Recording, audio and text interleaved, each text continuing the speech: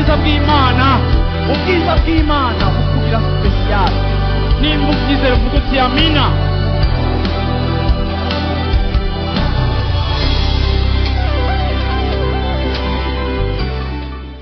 No munsi mfise ijambo Imana yashize mu mutima wanje, kandi rijanye n'ishengero muri rusangi. Nubwo duserebra imyaka yacu 18 kandi Imana yatugiriye neza ikatwereka ubwizigirwa bwayo muri kino kibanza, kandi gishishikara kutwitwararika no kudukuza. Turamaze igihe nkuko musanzwe mubizi hari ibikorwa byinshi bibera hano hantu, kandi by'ukuri ndashimira Imana kuri ico gikorwa cabaye. Bwira umuntu micare ati nigutyo bitangura, uruzi rutangura umenga ruri timide, ariko iyo rushitse rurasanzara. Bwana sifiwe sana. Haleluya. Abagalatiya igice ca 5 ku murongo wa 22, umutwe w'amajambo uno munsi uravuga ngo gutanga bizana umugisha kurusha guhabwa. Haleluya. Gutanga bizana umugisha kurusha guhabwa, iryo jambo uno munsi shaka ko twiga ko, ariko ndagomba kurihera muri kino gice c'abagalatiya 5 umurongo wa 22. Haravuga ngo ariko ivyo mpwemu yama n'urukundo, umunezero, amahoro, ukwihangana, kugira neza, ingeso nziza, kuba umwizigirwa. Ijambo shaka kuvuga ko uno munsi muri umutima wo kuvuga ngo gutanga bizana umugisha, canke hari umugisha mu gutanga kurusha mu guhabwa. Uno munsi numvise muri ino myaka yacu 18 mu bintu byinshi dufise Imana yadukorenga nk'ishengero, mu bintu byinshi twabonye Imana yakoze no mu byishishikara gukora, hari ikintu uno munsi numva nshaka gushimira Imana kandi nsenga kugira ngo Imana irushirize kugikomeza no kukigira ikintu kizima hano hantu. Ni ikintu kijanye n'urukundo. Yesu ashimwe cyane.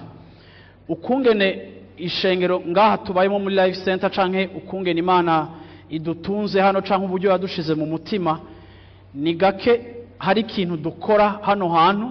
Niyo twovuga ngo tugiye mu minsi y'amasengesho canke iki, turirinda mu bintu byose dukora gushiramo itegeko, kuko turi ishengero rikunda gushimikira ku rukundo umuntu akunda Imana, kuko urukundo nasanze ari ikintu gikomeye gishobora gutuma umuntu icakora agikora neza kandi kikarushiriza kuba ikintu kidasanzwe. Ico shaka kuvuga no musi muri kino gitondo, kimwe mu bikorwa mpwemu yera akora mu buzima bwacu, igikorwa ca mbere mpwemu yera akora mu buzima bwacu, mpwemu yera aduhishurira Kristo, akaduhishurira statut yacu y'abanyavyaha, kandi nivyo bituviramo kwizera ico Yesu yakoze, tukamwizera tukamwakira. Iyo ni activite ya mbere mpwemu yera yakoze mu buzima bwacu igihe tutari bwakizwe. Yaduhishuriye icakoreye ku musaraba ko kituraba. Ariko kandi mpwemu yera ikigira kabiri akora, mpwemu yera agendera muri twebwe, aba muri twebwe kuva tuvyawe tugacika abana b'Imana. Mpwemu yera aba muri twebwe. Ariko no musi ndashaka gushimikira kuri kino kintu, nibaza yuko atari ishengero rya Life Center, ariko ishengero rya Kristo mw'isi yose, mu gihugu cacu ahantu hose. Hari ikintu nizera kandi nibaza ko Imana igomba kubaka mu mubiri wa Kristo, Imana igomba kubaka mu ishengero.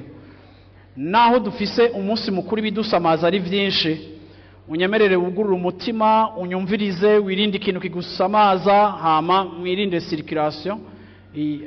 Umuntu adafise icyo ariko arakora yicare atekereze, kugira ngo tuganire aya majambo mu mwanya muto, kuko mu mwanya uri imbere nzoba mpejeje.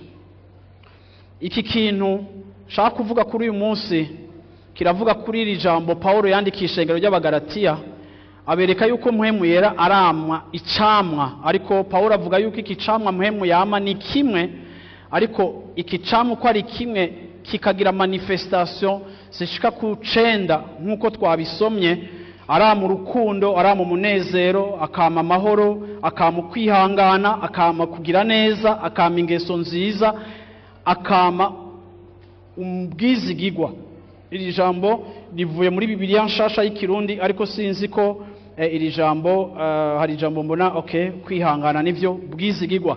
No kuvuga ngo aya nama caractéristique y'iki camwa mpwemu yera yama mu buzima bwacu. No kuvuga yuko umuntu iyo yahawe mpwemu yera mu buzima bwiwe, kimwe mu bintu bizokwereka kukuze mu gakiza, kimwe mu bintu bigaragaza ugukura mu gakiza, ni ikintu citwa icamwa canke ivyamwa. hari igihe twitiranya ingabire tukazitiranya n'icamwa ca mpwemu yera, tukavyitiranya n'ingabire za mpwemu yera. Ingabire za mpwemu yera zirashobora kugaragara mu buzima bw'umuntu kandi umuntu atakuze mu gakiza, ariko ingabire za mpwemu yera zikakugaragara ko ugikizwa, ukivyaga ubwa kabiri, zikakuboneka ko, ariko nubwo zikuboneka ko ingabire za mpwemu yera si ikimenyetso cyo gukura.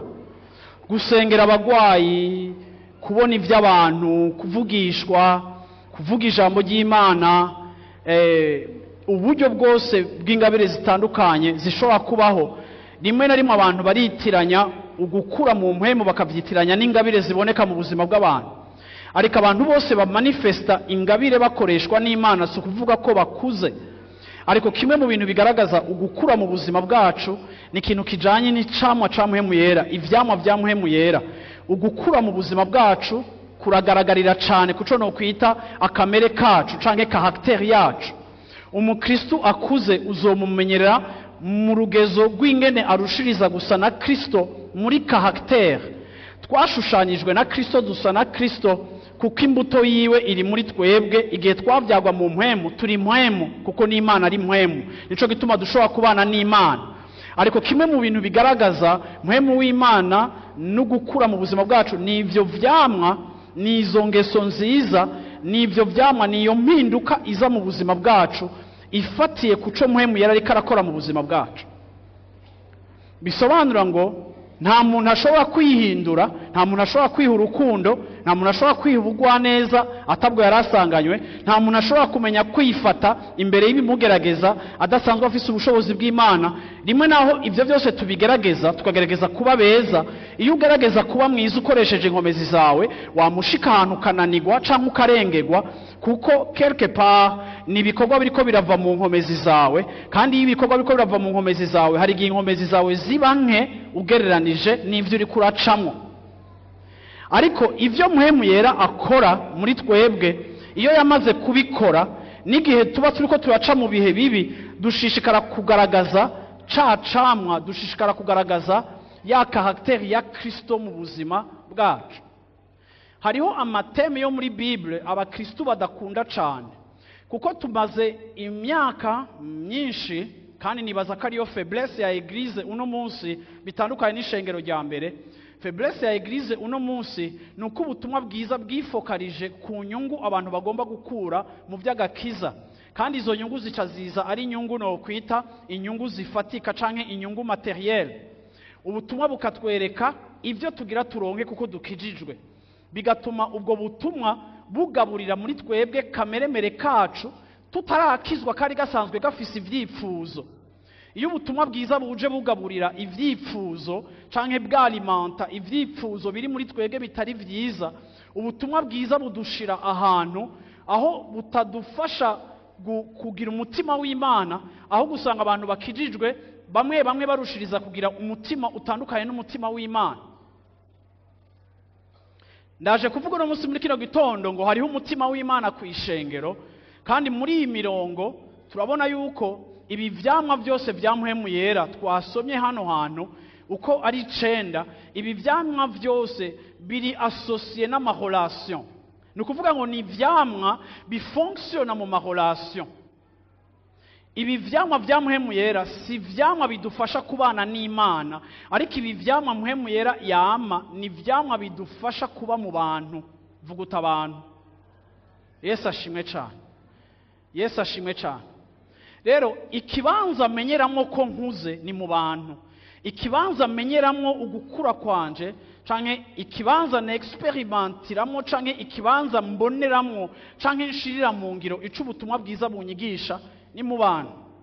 Ndashaka gusoma umurongo uri muri Luka igice ca 6 ku murongo wa 32. Ni Yesu yabivuga, Luka 6:32, ico Yesu yavuze hano hantu. Haravuga ngo nimwakunda ababakunda, kandi 6:32, Luke 6:32 haravuga ngo kandi nimwakunda ababakunda muzoshimwa iki? Kuko abanyavyaha nibo bagira batyo. Verset 32, Luc verset 32. Hari ikintu Yesu yavuze shaka mu ntega amatwi mumvirise gato. Yesu yaravuze ikintu gikomeye, aravuga ngo nimwakunda ababakunda ni gute muzoshimwa. No musi muri kino gitondo nshaka kubabwira nk'ishengero, hari ikintu kitagomba kubura muri eglise, kandi eglise yose nubwo yoba manifest ubushobozi, nubwo ingwara zoba zikira, nubwo ngaha twuzuranye ntaye z'ibintu Imana ikora n'ivyo Imana yagiye ikora mu buzima bw'abantu. Aha muri kino kibanza ndashaka kubabwira ngo turafise intahe zidasanzwe z'ibintu Imana yakoze, abantu Imana yahinduye bafise uko baje ngaha bameze n'ingene bagize gute. Ariko muri iyi celebration yacu ya 18 ans ndashaka ndabatera intege, ndabankuhaje, ndababwire ngo urukundo ni ikintu gikomeye cyane kandi kigomba kugira place nini ngaha muri eglise. Kandi ndashaka kubwira umuntu wese ari ngaha mu rushengero, ngomba kukubwira ngo urukundo rurafise cadre ruba exercer canke aho rukorera. Bibiliya iratubwira cyane ku kintu c'urukundo, kandi nibaza yuko imwe muri faiblesse eglise mwisi ifise uno munsi muri rusangi, muri kino gihe ciherezo, eglise irafise defiance y'ikintu citwa urukundo. Kandi iyo tuvuze ngo eglise irabuze mwisi muri rusangi irabuze urukundo, nuko na Bibiliya ivuga ngo mu gihe cihereza abantu bazokwikunda. Nukuvuga ngo obstacle y'uko exercer urukundo ku bandi ifatiye ku kungene twikunda, kandi igihe cyose umuntu yama yumva umenga arakwiye kuba servi. Aha Yesu yaraje kuvuga ijambo rikomeye ryo gukunda abansi bacu, ariko kandi Yesu agerageza kwereka abizera ingene twe dukwiye kuba different. Mu buryo buhe? Aravuga ngo nimwakunda ababakunda muzoshimwa iki.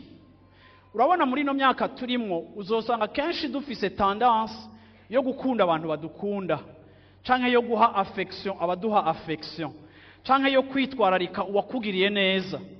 Mpora ndavyumva no muri culture yacu, hari igihe abantu iyo bagiye mu manza cyane cyane zijaye n'ivyo kubura, narigeze kumva umuntu avuga ngo none gashanga udaserutse ku bandi ngo wowe ninda zo guserukako.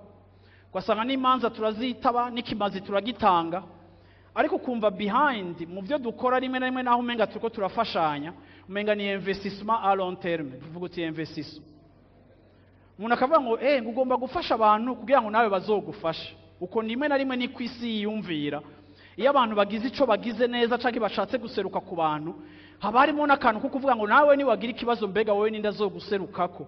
Rimwe ugasanga turi motive n'ico abandi bazotugirira kugira ngo natwege tugire ico tubagiriye. Ariko Yesu yavuze ikintu gikomeye muri aya majambo ngo none nimwagirira neza, siko niko avuga ngaha, nimwakunda ababakunda muzoshimwa iki. Birashoboka yuko iyo ukuragirira neza abantu bakugiriye neza baragushimira bakakwaprecia, ariko Yesu arapusa loin kuri twega bamwizeye, akatwereka yuko twege dukwiye kugirira neza abantu tudatumbereye gushimwa n'abantu. Kuko iyo ugiriye neza umuntu kuko asanzwe kugirira neza akagushima, abantu bonshima ariko Imana ntiyonshima. Ikiza gutuma Imana igushima, Bwana asifiwe sana, Imana iza kugushima kuko hejuru yuko ugirira neza abandi, haleluya, uranagirira neza abatabimerita, abatabigukoreye, kuko ubibagirira neza kuko wewe ufise akamere k'Imana. Kugira neza kuri mu buzima bwawe. Bwana asifiwe sana, haleluya, Yesu ashimwe cyane.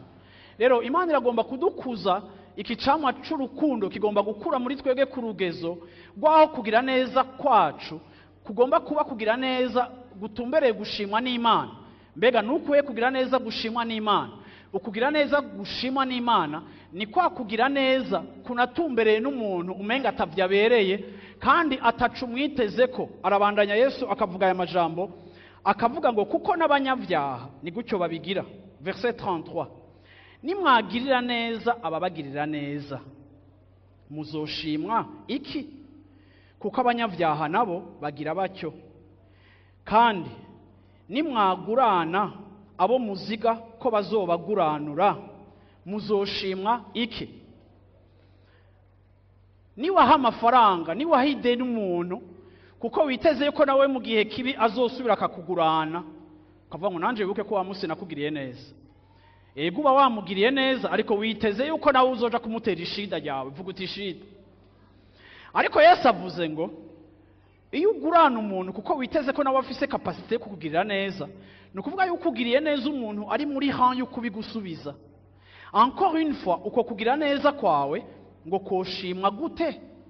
Ariko ni washobora kugurana cette fois-ci, niko avuga ngaha, uravyumva, muzoshimwa iki? Kuko abanyabyaha nabone bagira batyo. Ni ukuvuga ngo n'abadakijijwe n'abapagani relation zabo rimwe na rimwe hari igihe zubakira ku nyungu canke kuri intérêt kanaka. Ariko ijambo ry'Imana rikatwigisha ko twe dukijijwe relation yacu ntikwiye kuba relation y'inyungu. Muriko muranyivuga abantu b'Imana, ntidukwiye kugira imigenderanire ifatiye kuco witeze kuwo mufitaniye imigenderanire. Ariko twebwe kuko turabigishwa ba Kristo, kuko twe turi abana b'Imana, ibikorwa vyacu bigomba gukorwa gusa kuko twebwe dufise kamere k'Imana, dusanzwe tugomba kugira neza. Haleluya. Verset 34 akavuga ngo, kandi nimwagurana abo muziga ko bazobaguranura, muzoshimwa iki? Abanyabyaha nabo bagurana abandi banyabyaha ngo babaguranwe, bagire gute? Babaguranugwe nk'ivyabo. Verset 35. Ariko mukunda abansi banyu. Vuga uti mukunda abansi banyu. Ninda kunda abansi biwe ngaho. Murabizi ndababwira ikintu kimwe, ico nkundira Bibiliya Nouveau Testament ntiyanditswe mu buryo bw'itegeko gusa, ariko ni recommandation y'ijambo ry'Imana. Ariko ndagomba kuvuga ngo ikintu kigushoboza gukunda umuntu atagukunda canke atakugirira neza si ibintu twigira, ariko ni igikorwa mpemu yera akora muri twebwe, akaduha izo nkomezi kuko ari disponible, akaduha izo nkomezi zo kudushoboza gukunda n'abantu tutokunze. Yesu ashimwe cyane. Ico ni igikorwa ca mpemu yera. Bwana sifiwe sana. Haleluya. Yesu ashimwe cyane. Iyo Imana insavye ikintu, nama nibuka ko mpemu yera ari disponible kugira ngo anshoboze gukora ubugombe bw'Imana. Nta na rimwe Imana indungika gukora ubugombe bwayo ikonta ku nkomezi jewe nsanganywe. Imana indungika gukora ubugombe bwayo ikonta kuri disponibilité ya mpemu yera yatanze kugira ngo uwo azonshoboze gukora igikorwa cyose ciza. Haleluya. Rero Bibiliya itubwiye ngo dukunda abansi bacu, ntitubwiye ngo tugende kwigirisha canke ducika indyarya, ariko Bibiliya itubwiye ngo ku rundi ruhande dushire umutima wacu mu kibanza aho tumenya yuko mpemu yera ari wazodushoboza tube disponible kuri œuvre ya Saint-Esprit, kuko ico mpemu yera akora muri twebwe aradutransforma, akatwambura umuntu wa kera birushirije, akatwambika ishusho nshasha ibonekera muri Kristo Yesu, tukashobora kumanifesta karaktere ya Kristo. Twebwe twahora turi babi tugasa na Kristo, kuko mpemu yera adushoboza. Uretse ko yatuvyaye mu mpemu, adukuriza muri Kristo, akakuzana kamere ka Kristo muri twebwe. Haleluya. Yesu ashimwe cyane. Aravuze ngo ariko mukunda abansi banyu, mubagirire neza, mugurana abantu, bwira mu nshayo nti mutanga amadeni. Hari uri karavuga ngo uraza yo nkeneye. Nawe ndakubwiye ngo gutanga bizana umugisha kurusha guhabwa. Yesu ashimwe cyane. Kandi kenshi mu byo ukeneye hari ukeneye ibirusha ibyo wowe ukeneye. Yesu ashimwe cyane. Haleluya. Ndashaka kubona abantu bahezagiye bagiye gutanga, bagomba kugirira neza abandi. Yesu ashimwe cyane. Hari wadugije amaboko ameze gucyanye navuze gutanga. Haleluya. Yesu ashimwe cyane. Aravuga ngo mugire gute? Mugurana abantu mutaziga ko bazobagurana. Bwira mu nshayo nti correction. Mugurana abantu mutaziga ko bazogira gute ko Murazi gituma abantu benshi bakomeretse muri no myaka. Abantu benshi barafise ibikorwa byiza bakoreye abantu, ariko ntibababwira yuko babibakoreye biteze ko bazobibasubiza. Hama bamara kurihira umwana amashuri, yakura agatangura kugutuka canke akakunanira, canke yaja gukora yafata ingingo zitaguhimbaye, ugatanga ngo nivyo nagukoreye. Reka nakubwire, nta kintu nakimukwiye gukorera umuntu witeze yuko hari ico azogusubiza, ariko urukundo rwiza rukora rwiteze kugira neza. Yesu ashimwe cyane. Agusubije fine, atagusubije fine. Yesu ashimwe cyane. ariko kugira neza kwacu ntigutumbereye. Kubera iki? Kuko natwe igihe Yesu yatugirira neza ku musaraba, igihe twari tukiri abanyavyaha, Yesu ashimwe cyane, ntaco yari yiteze yuko twe tuzomuha, kuko ataco twomuha, kuko vyose ni ivyiwe, natwe turabiwe. Ariko yatugiriye neza kubera dukunda, atayindi nyunga twitezeko. Kandi de la même manière ko Imana itanga kubwo gukunda, natwe ivyo dukora vyose vyiza tugomba kubikoreshwa n'urukundo. Point et trait à la ligne. Haleluya. Yesu ashimwe cyane. Ninde ari kumwe nanje uno munsi muri kino gitondo? Haleluya. Mutange mutiteze ko bazobasubiza. Yesu ashimwe cyane. Abantu mwabaye desu, abantu mwashigikiye abakozi b'Imana aho mwabaye, aho mwasengeye, abantu mwashigikiye abiwanyu hama bakabihakana, abantu mwashigikiye korale hama bakagutenga bakayikuvanamwo, abantu mwakomeretse kuko mwagiriye neza abantu hama nabone bakabasubiriza ikintu mutari mwiteze. Ndaje kukubwira ngo ingabire yawe, generosite iri mu buzima bwawe, kugira neza biri mu buzima bwawe, ntibigomba kudepanda n'ico witeze en retour, ariko ugomba gutanga kuko Imana yaguhaye mu mutima wawe kugira neza. Yesu ashimwe cyane, kuko igihe cyose tugize neza, gutanga bizana igihe cyose umugisha kurusha guhabwa. Haleluya. Nuko mugurana abantu mutaziga ko bazobasubiza, kandi impera yanyu muri ico gihe izogira gute? Izoba nyinshi, namwe muzoba abana bisumba vyose, kuko igirira neza intashima n'ababi. Mwavyumvise? Mwavyumvise? Namwe ibi ni mwabimenya, muzohabwa impera zanyu zizoba nyinshi. Ni bande bashaka ko impera zabo ziba nyinshi mu maboko y'Imana? Haleluya. Bene abo bantu n'abantu bagira neza ataco biteze guhabwa. Ngo kandi mugomba gutahura yuko, haleluya, mugomba gutangura yuko mwebwe muzoba abana bisumba byose, kuko iyo Mana yanyu igirira neza kategori zibiri z'abantu mutakunda kugira neza: aba ingrat n'aba méchant. Ingrat na méchant, aba mu Kirundi babise amajambo aryoshe, mu Kirundi babise intashima n'ababi. Barizo mica ati hari intashima n'umubi umaze kugirira neza. Haleluya. Yesu ashimwe cyane. Ukugira neza kwacu ntikugomba guhagarara kuri karite canke ivyiza vy'ujya muntu. Ukugira neza kwawe kugomba guhagarara yuko gusa wumva yuko uyu muntu akwiriye kugirirwa neza, ukamugirira neza. Yesu ashimwe cyane. Hari n'igihe kugira neza kwawe guhindura ujya muntu agacika muzima. Bwana sifiwe sana. Ariko kandi nk'abantu dukijijwe, Imana igomba gutwara mu rundi rugezo. Ndagomba kukubwira ngo urakeneye kubaho muri uru rugendo rwawe bw'agakiza, utahura yuko ntidushobora kugira ubuzima buryoshe mu gakiza tutariko turadevelopa umutima na karakteri ya Kristo. Haleluya. Vuga uti kamere ka Kristo. Vuga uti kamere ka Kristo. Vuga uti karakteri ya Kristo. Yesu ashimwe cyane. Ikiinya kigomba kuba ubuzima bwacu. Haleluya. Hagati mu bizera, hagati mu bera abo turi kumwe. Yesu ashimwe cyane. Tugomba kugira gute? Kugira karakteri ya Kristo. Haleluya. Usomye Mariko igice ca 12 ku murongo wa 29, ndashaka kugusomera uyu murongo. Mariko 12 murongo wa 29 ugashaka kuri verset 31. Haravuga ngo, Yesu aramwishura ati, ibwirizwa rya mbere niri, ni mwumve yemwe b'Isirayeli, Uhoraho Imana yacu niwe uhoraho wenyene, kandi mumukundishe Uhoraho Imana yanyu imitima yanyu yose, n'ubugingo bwanyu bwose, n'ubwenge bwanyu bwose, n'inkomezi zanyu zose.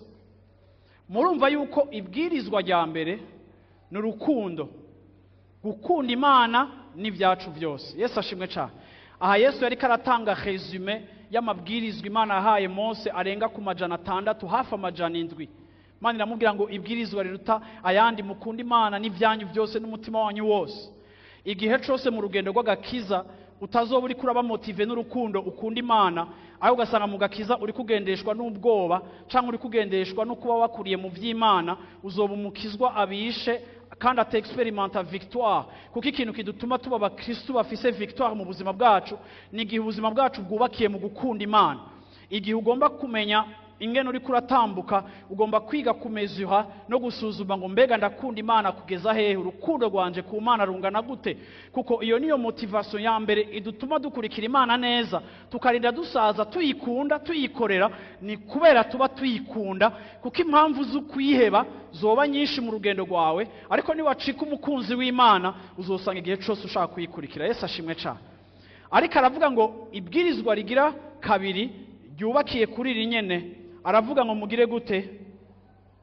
Irya kabiri, mukunde bagenzi banyu nk'uko mwikunda, nta rindi ribwirizwa risumba ayo. Yesu ashimwe cyane. Haleluya.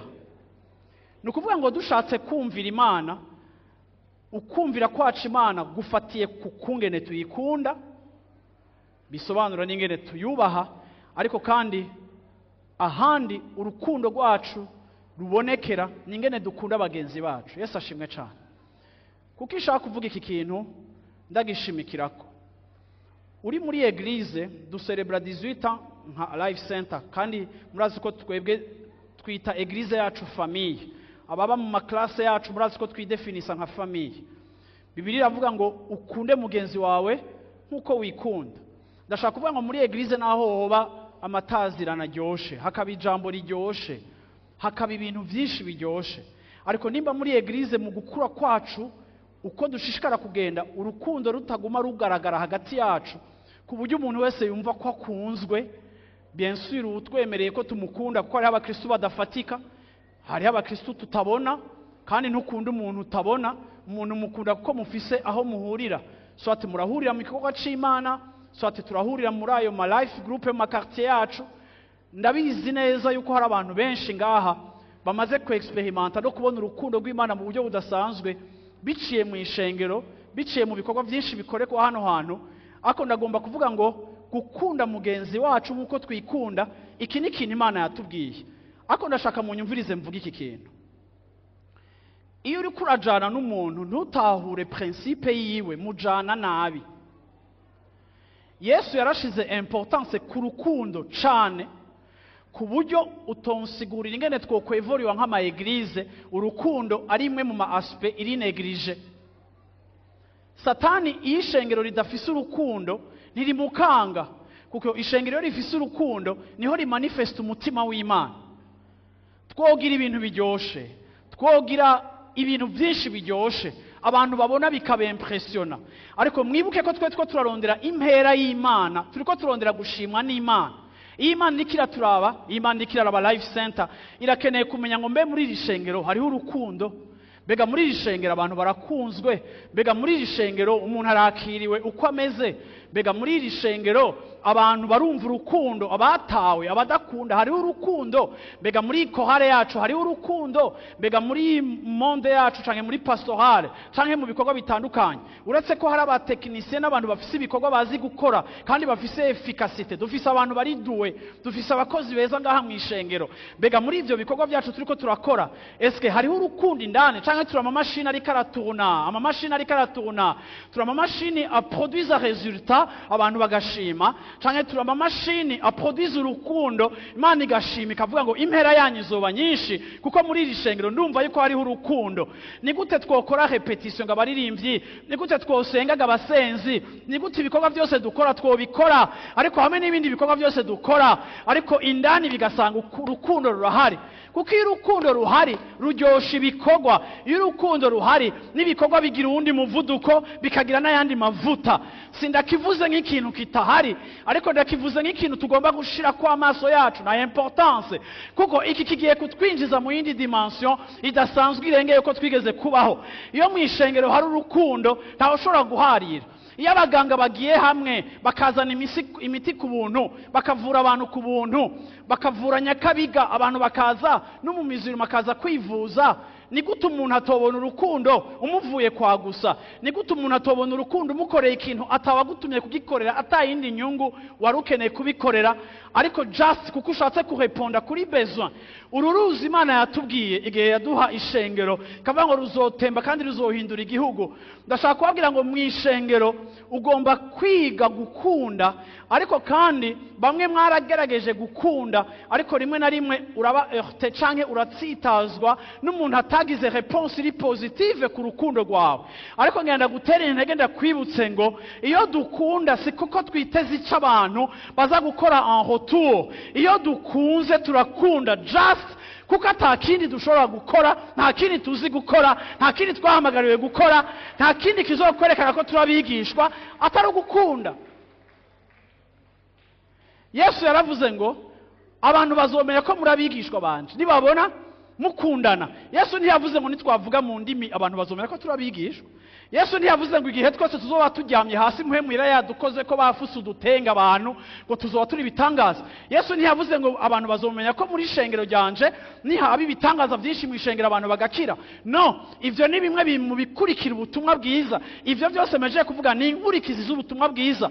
Ariko kandi hirya y'inkurikizi z'ubutumwa bwiza, urukundo Yesu ashime cyane nico kintu cyonyene gishobora gutuma umuntu wese agupinga n'umuntu wese akugwanya aburi ico avuga.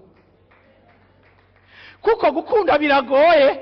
Gukunda iyo urinze ukunda nuko uba washobojwe n'Imana, cyane cyane iyo ukunze umuntu atari kubera n'inshuti yawe.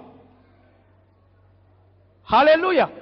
Ubu rero wavuga ngo je ndakunda nangu ndatunze umuryango. Oya, ijambo ry'Imana rivuga ngo mbega iyo tubikoreye abiwacu dutandukaniye n'abapagani. Erega n'abapagani barafasha imiryango yabo, baragirira neza abo basangiye amaraso. Ariko twebwe ic'Imana duhamagarira nk'abigishwa kirarengeye ico abandi bose bakora. Twe ntidufasha abantu kuko dusangiye amaraso, ariko dufasha abantu kuko twahujwe ku musaraba, kandi tukanabafasha n'abatarashika ku musaraba kugira ngo biciye mu rukundo rwacu kumbure babone iyo Mana idutera kubikora. Bavuga ngo nimba abantu bafise urukundo, reka ngende ku isoko ry'urukundo rwabo nimbenye iyo Mana yabo nanje nkunde. Haleluya. Haleluya. Ijambo ry'Imana rivuga ngo mugire neza. Haleluya, mugirire neza abantu. Haleluya. Bose, ariko cyane cyane abo mu nzu y'Imana. Ikibazo no munsi twibaza nk'ishengero twakoranye hano hantu, ninde muntu ariko arabona urukundo rw'Imana biciye muri wewe muri Life Center? Ninde muntu yohaguruka akavuga ngo nukuri Donavina, nukuri Kajatu, nukuri basa bose, nukuri Donavina, nukuri Naka? Yo, ndaramubonye mu rukundo, narabonye Imana muri we, narabonye urukundo muri we. Ninde muntu yohaguruka atari uko hari ibyo musanzwe muhuriye ko cyangwa izindi nyungu mufise ko akavuga ngo narabonye urukundo muri Life Center? Yesu ashimwe. Ndasenga Imana ngo idukure mu mutima wa egoisme mu izina rya Yesu Kristo. Bibiri ivuga ngo mu gihe cy'ihereza abantu bazoba bikunda, uwo mudayimoni wo kwikunda ndamusambuye mu izina rya Yesu Kristo. Ntidukeneye kuba ikindi kintu kiretse ic'Imana igomba ko tuba. Iyo uri kuravyara umwana, narabivuze yuko uvyaye umwana ugapusa ukazobona ko akaze gafise visage y'umwansi wawe, ni shoke. Ishengero ntishobora kuvyara abizera badasa na Kristo ariko basa na Satani, ni shoke. Ishengero rigomba kuvyara igisa na Kristo kuko imbuto ya Kristo iri muri twebwe, yaratewe muri twebwe. Iyo mbuto igomba kugaragara, iyo mbuto iridegaje n'igikorwa ca Mpwemu Yera. Imana yaratanze ibikenewe byose kugira ngo itugire beza. Yesu ashimwe ca iturememo akamere k'Imana kanatsinda twaravyawe. Haleluya. Rero nimba Imana yaradushizemo iyo mbuto, nimureke iyo mbuto ikure, nimureke iyo mbuto ikure, ariko mureke izindi zizimangane zirandugwe, kuko Imana irikirahamagara ishengero. Ariko umugeni wa Kristo agomba guseruka kandi akaboneka afise urukundo. Vuga urukundo. Wombara ngo nega pastor no kunda gute atawa nkunze, abantu barantaye, abantu ntibambona, niyo ngiye ahantu ntibambona. Reka ndakubwire ngo igihe cyo kwigira mu victime kiraheze mu izina rya Yesu Kristo. Igihe cyo kwiteza akagongwe kiraheze mu izina rya Yesu Kristo.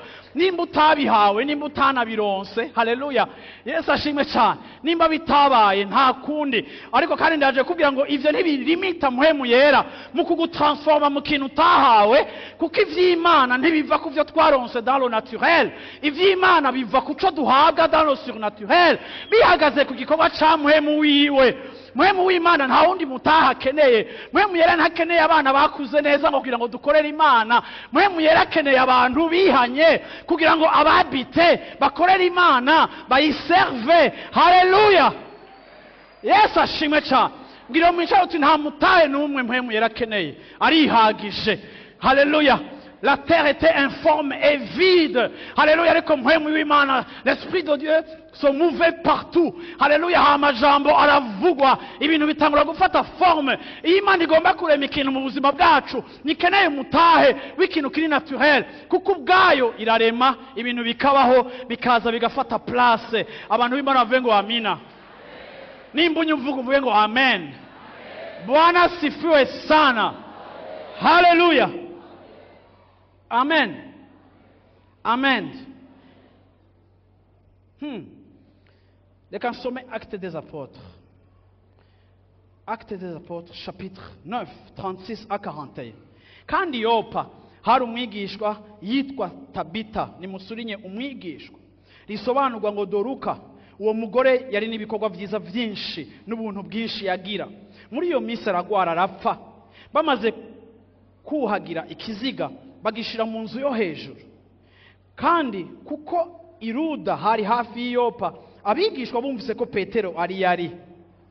Bamutuma ko abantu babiri bamwinginga bati, nutebe kudushikira.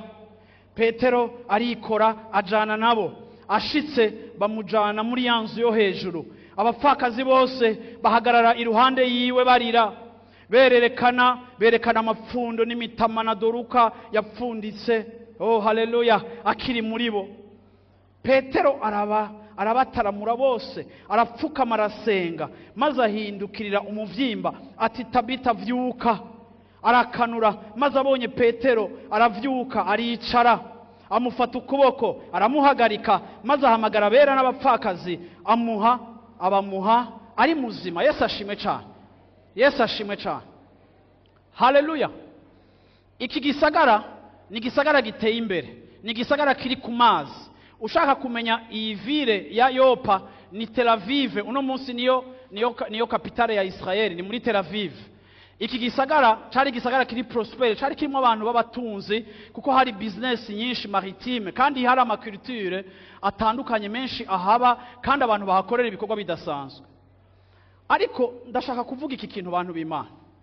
Bibiliya ivuga ngo uyu mugore yari afise muri we kugira neza. Ndashaka uno munsi ni adresse no ku bantu ngaha mu ishengero mufise don ya generosité. Bibiliya ivuga yuko hariho don ya generosité, canke ingabire y'ukwakira, canke yo gutanga indaro mu ngabire Imana ivuga. Kenshi nasanze abantu bakomereka cane n'abantu bafise ingabire zo kugira neza.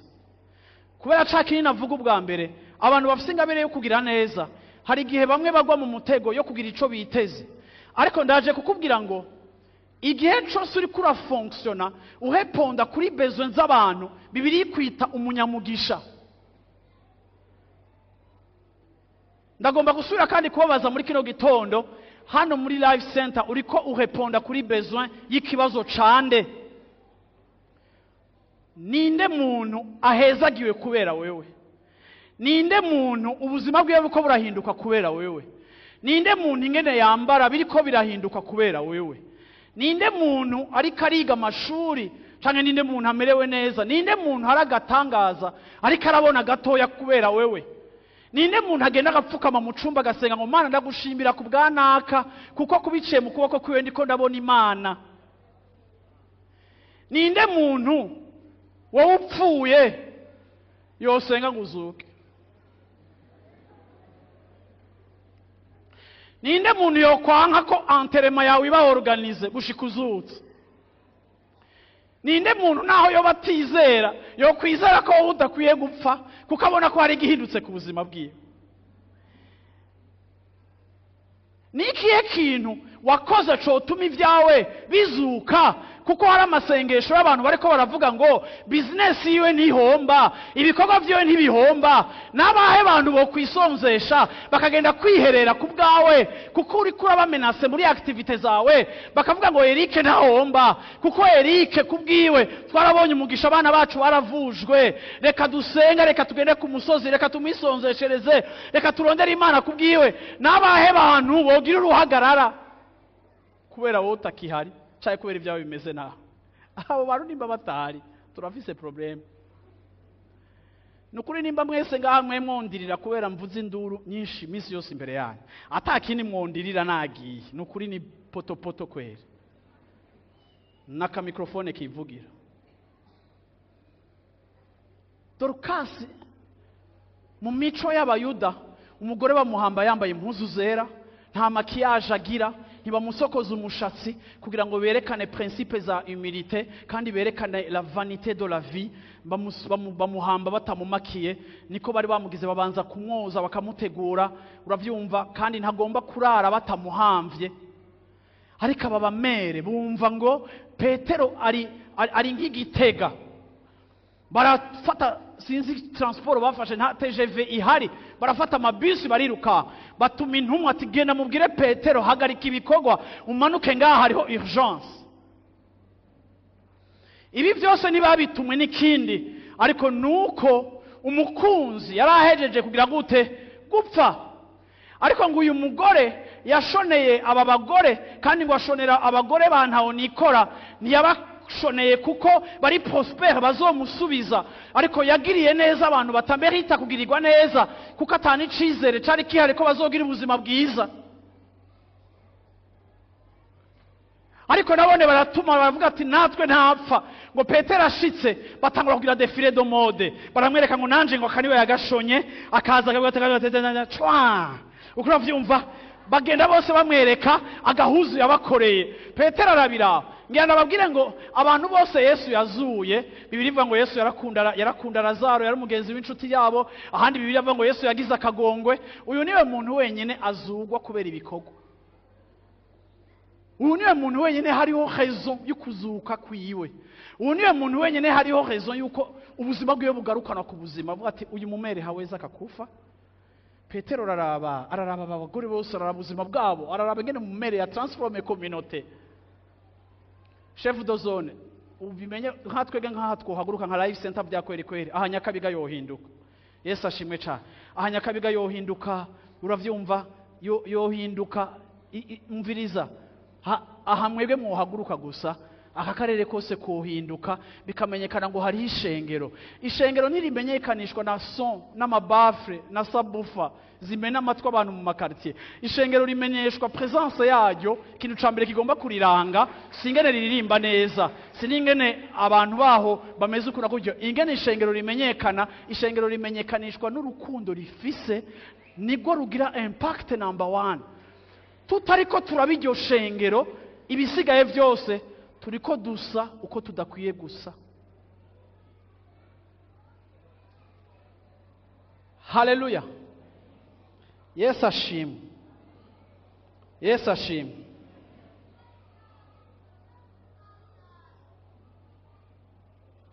Barizo micana tininde ukuzura wewe. Vyakweri vraiment entre. Kuko murabonaga abantu b'Imana, hari gihe tubaho muri eglise tugahana agaciro kubera amatalent dufise, tugakundana kubera ibyo dushobora gushikako, uravyumva, tugakunda umuntu kubera ingena duhezagira. Ariko tugomba kurengena urwo rugezo, tukibuka yuko Yesu yari afise efficacité, yari afise amavuta, yari afise ibitangaza, ariko ikintu nyamukuru yari afise kikidukorako, kidutera kumukurikira, yaradukunze, byatumye atakaza icubaro ciwe, aramanuka araza kuturondera. Yesu ashimwe cyane, byatumye Imana itanga umwanya wayo. Ni ukuvuga ngo karite principale ya Yesu mu makarite menshi afise ni love. So nimba rero umukunzi cyangwa umuvyeyi wacu cyangwa uwo twizeye, imbuto iri mu twebwe, karite yiwe ya mbere ari love. Natwe bw'ishengero karite yacu ya mbere yagomvye kubiki? Igomba kubiki? Nutaza kongereza yagomba kubiki? Nabo mwihema hari inyuma yagomba kubiki? Yesu ashimwe cyane. Karite yacu ya mbere igomba kuba urukundo, izisigaye zigakurikira nimba turiko turabishengero Yesu ashaka ko tuba. Haleluya. Mwanyumvise? 1 Jean chapitre 4 verset 7 à 8. Abo nkunda dukundane kuko urukundo ruva ku Mana. Nta muntu ku gatwe kiwe ashobora gukunda. Twe ntituzi gukunda, byo tugora. Urukundo rwacu rwama ruri conditionnel. Nico gituma umwanditsi yanditse ngo urukundo ruva ku Mana. Iyo ubonye umuntu akunda vya vrai kandi agashobora kugira neza vya vrai, nuko vy'ukuri aba yahawe urukundo n'Imana. Haleluya. Akongera kandi akavuga ngo kuko urukundo ruva ku Mana. Umuntu wese akundana yabyawe n'Imana. Haleluya. Kandi azimana. Bibiri ivuze ngo umuntu wese akundana yagize gute? Hari ibintu bibiri: yavyawe n'Imana kandi azi. Twege ngaha mwibarara ninde tuvuga ngo arazi Imana? Ujya umuntu arazi Imana ana aba yagize iki? Aba yavuze igiheburayo n'ikigiriki, aba yavuze ibintu byinshi biri komplike bimwe utanumvise. Ngo umuntu ngo iko na upako, iko na upako. Ariko Yesu ivuga ngo, ijambo ritubwiye ngo uzi Imana arakundana. Sinzi uko mu nyumva. Haleluya. Akongera kandi akavuga kandi ndabizi bima kenshi urukundo abantu baragwanka kuko rubabwira ibintu menga babona ko abantu batarahashika. Ariko ndaje kubibutsa ko ari muhemu yera bikora, si twebwe tubikora, ni igikorwa ca muhemu yera. Just tumubwire ngo no muri iyi minsi tugiyemo amasengesho vuga uti muhemu yera arema urukundo rw'Imana muri jewe. Ndashaka kuba veicule y'urukundo rwawe. Haleluya. Ndagomba kuba instrument y'urukundo rwawe muri societe aho ndi hose. Ariko ndashaka gukunda nshoboza kubera iki? Kuko icavyawe n'Imana. Haleluya. Gikunda. Udakundana ntazi Imana, kuko Imana ari urukundo. 1 Jean 4:21 hakavuga ngo kandi dufise iki cagezwe kuri yo ngo ukunda Imana akunde na mwene data wundi. Ni bande babaye mu mashengero? Kuko ndasiko ngaha bitahari. Ni bande babaye mu mashengero ushobora gusanga abantu batavugana? Ni bande babaye mu mashengero ushobora gusanga umuntu umwe yicara haje undi yicara bavyimbiranye? Ni bande babaye mu mashengero ushobora gusanga muri korale hari abantu bavyimbiranye kandi baragira repetition rendi, baragira repetition jeudi? Krize yawe imaze 6 mois, habuze utangura uyundi. Yesu ashimwe cyane. Bantu b'Imana, turakunda ubutumwa bwiza mu bindi bintu byinshi butubwira, ariko bidatravaya kuri twebwe. Ariko ndaje kubibutsa yuko muhemu yera ari à l'œuvre mu buzima bwacu kugira ngo aduhingure, aduhe karakteri y'Imana. Kandi iyo karakteri y'Imana iravuga ngo nishikanwa ryawe ugomba kuritanga en fonction ya eta ya relation zawe.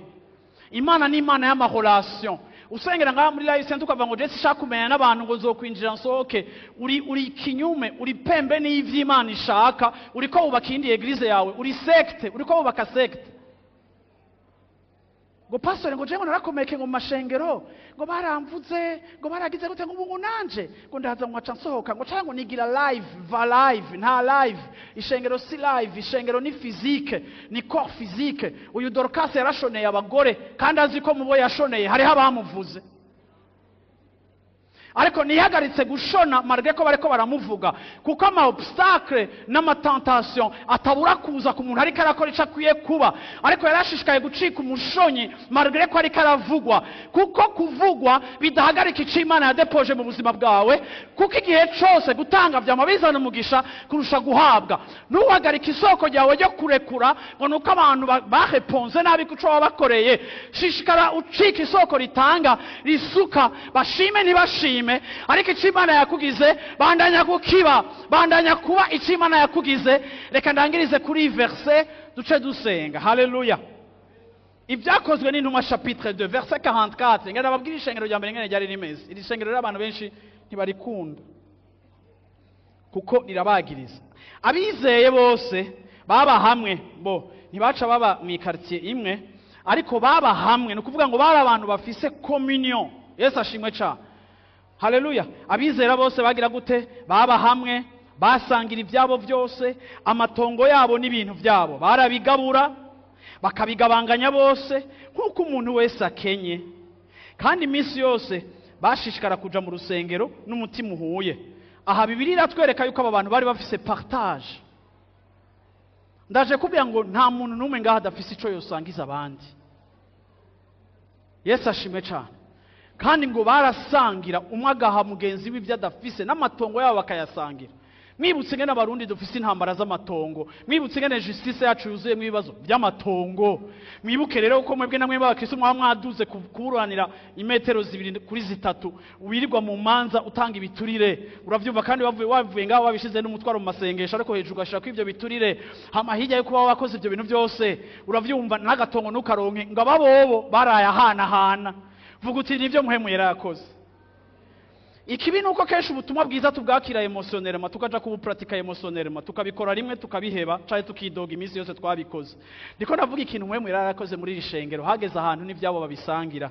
Ndangize mvuga ngo bagabanganya bose nk'uko umuntu wese akenye, kandi iminsi yose bashikara kuja mu rusengero n'umutima uhuye, kandi wabo bamanyagura umutsima bakajya banezerewe n'imitima itagira karohe.